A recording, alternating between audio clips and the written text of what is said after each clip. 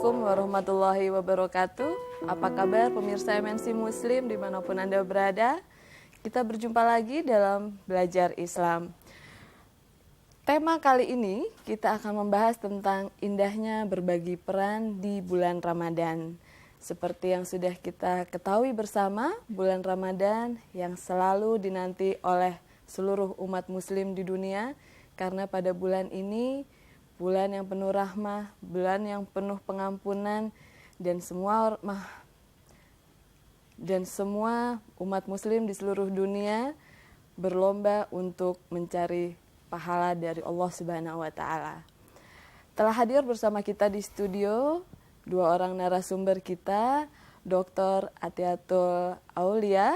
Beliau adalah dosen dari Universitas Islam Negeri Jakarta. Assalamualaikum Ibu Ati. Assalamualaikum, selamat malam pemirsa MNC Muslim.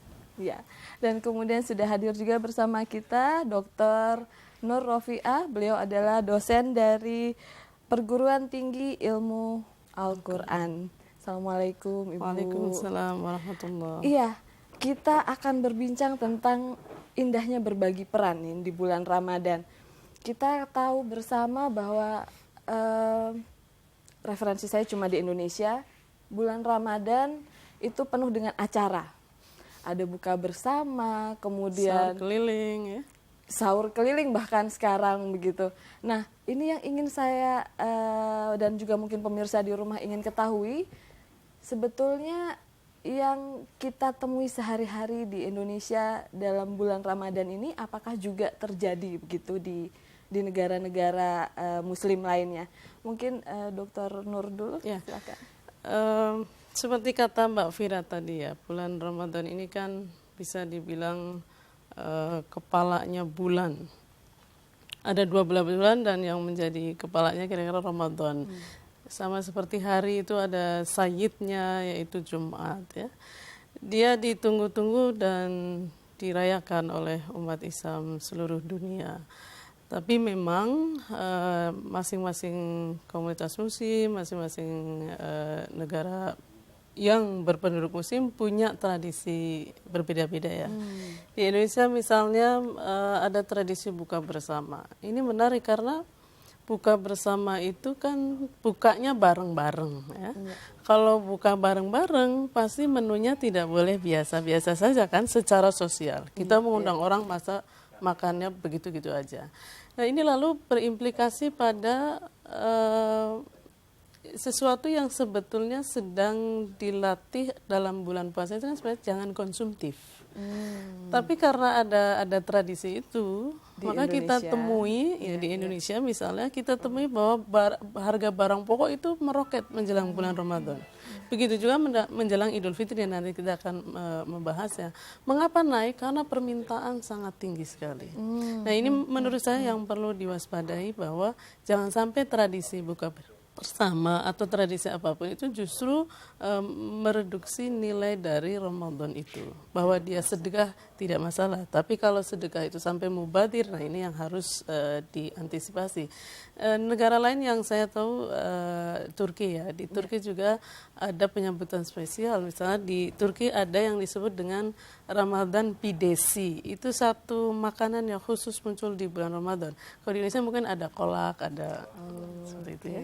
Untuk berbuka puasanya. Untuk berbuka puasanya. Jadi memang komunitas Muslim satu dengan yang lainnya berbeda. Sama-sama berpuasa, tapi cara menghayatinya bisa berbeda. Kalau dari Dr. Ati mungkin ada yang lain?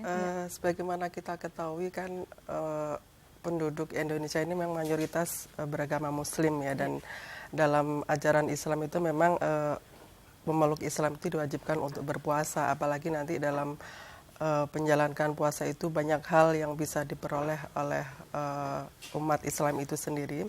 Oleh karena itu di Indonesia khususnya umat Islam ini menyambut kedatangan Ramadan itu dengan berbagai macam aktivitas. Nah, seperti tadi disampaikan oleh Dr. Nur bahwa di satu sisi kebahagiaan merayakan dalam perayaan Ramadan itu memang karena kebahagiaan mereka menyambut itu, tetapi dari sisi lain itu justru penyambutan itu hampir menghilangkan esensi dari puasa itu sendiri, yang di situ kita harus ya berhemat, kemudian menjaga dari hawa nafsu yang bersifat duniawi dan sebagainya, tetapi dalam perayaan itu sendiri justru hal itu ya sesering malah sebaliknya yang tampak di masyarakat kita gitu. Jadi iya, ada yang menarik sebetulnya dari pembicaraan ini bahwa dari pola yang konsumtif itu tadi tanpa sengaja karena sosial budaya, maka kalau kita lihat bersama yang paling banyak perannya begitu untuk menyiapkan segala sesuatunya itu adalah kaum perempuan gitu. Nah, ini di sini menarik, di satu pihak Ramadan itu untuk semua dan beribadah dan lain sebagainya, tapi di sisi lain ada kewajiban sosial yang harus dipenuhi untuk keperluan yang lain begitu. Nah, kita akan bahas dua hal ini, tapi kita akan break sejenak. Pemirsa jangan kemana-mana, masih di Belajar Islam. Kami akan segera kembali setelah yang satu ini.